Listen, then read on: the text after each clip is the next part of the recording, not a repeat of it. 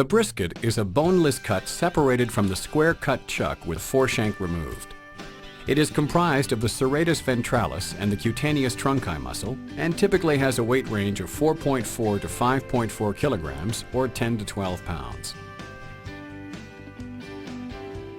The brisket is suitable for braising, simmering, and pot roasting. A coarse-grained muscle that delivers excellent flavor. Like many cuts that originate from the front quarter, this product has a naturally strong beefy flavor. The brisket can be prepared many ways. Trim excess fat from the edges to desired thickness.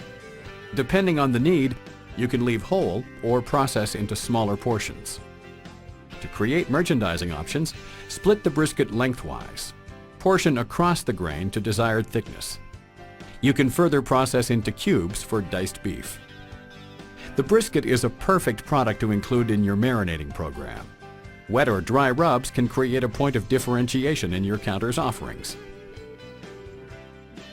The brisket offers opportunities to further merchandise a product that, when prepared and cooked properly, offers consumers a flavorful, tender, and juicy meal option.